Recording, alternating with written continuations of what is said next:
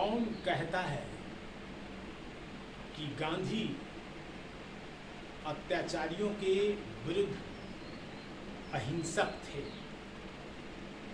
गांधी तो इतना ताकतवर और साहसी था कि उसने अंग्रेजी सल्तनत की नींव हिला दी। और गांधी राजनीति में आने के पहले, राष्ट्रीय आंदोलन की शुरुआत के पहले उन्होंने पूरा अध्ययन किया था कि ब्रिटिश सरकार के पास कितनी सेनाएं हैं, कितनी पुलिस है। और उन्होंने देखा था कि हमारे क्रांतिकारी एकाध जो हत्याएं करते थे, मर्डर करते थे, उसको ब्रिटिश सरकार तत्काल दमन कर देती थी और उसके साथ साथ निर्दोष लोगों को भी तबाह करती थी। उन्होंने देखा था कि शायद इस तरह की हिंसा और मर्डर से इस अंग्रेज जैसे साम्राज्य का पतन नहीं हो सकता है जिसके साम्राज्य में सूर्यास्त नहीं होता था। और गांधी इन सब अध्ययन के पश्चात गांधी ने तय किया था कि अंग्रेज की सल्तनत को उखाड़ फेंकने के लिए पूरे देश को एकता के सूत्र में और एकता के बल पर ही परास्त करना होगा। गांधी ने करो और मरो, डू और डाई का नारा दिया। गांधी ने कहा था कि अगर तुम्हारे अस्तित्व पर कोई हमला करता है, तुम्हारे साथ अत्याचार करता है, तो उसको छुरे फूंक दो। ये भी गांधी ने एक दफा कहा था। तो गांधी की बातों में हिंसा की भी बूथ थी।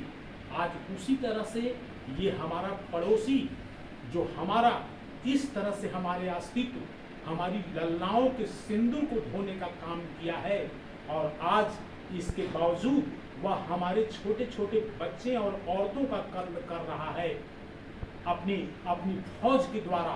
तो ऐसी स्थिति में गांधी के साथ होकर, गांधी के विचारों से लैस होकर के करो और मरो का रूप लेना है। और इस बार जो अपने जन्म से आज़ादी की लड़ाई की शुरुआत से जिस तरह से जिसकी पैदाइश ऐसी हुई है, उस समय से ये भारत का विरोध करता रहा है, जो नापाक उसके मुंहतोड़, उसको दांत खट्टे कर देने के लिए, उसको मार डालने के लिए और पूरी तरह से इस समस्या का निदान कर देने के लिए इस बार निर्णायक फैसला होना चाहिए, ताकि भविष्य में कश्मीर में जो घटना हुई, जिस तरह से पहलगाम में घटना हुई, इस तरह की दोबारा ये घटना नहीं हो सके।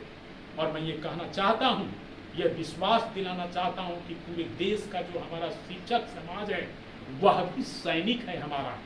और कल को ये सरकार को चाहिए कि प्रत्येक शिक्षक को सैनिक के रूप में तैयार करे, और वो सैनिक हमारे बच्चों को एक जबरदस्त सिपाही तैयार करे, जैसे जापान में होता है।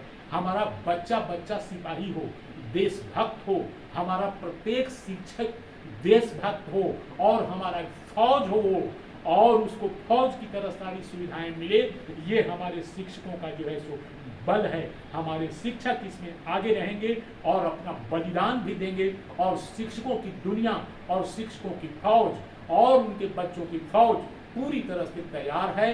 और पाकिस्तान के दांत खट्टे कर करके इस बार पूरी तरह से पीओके को लेकर के और उसको टुकड़ों में बांट करके, खंडित कर करके इस देश को आगे ले जाना होगा। धन्यवाद।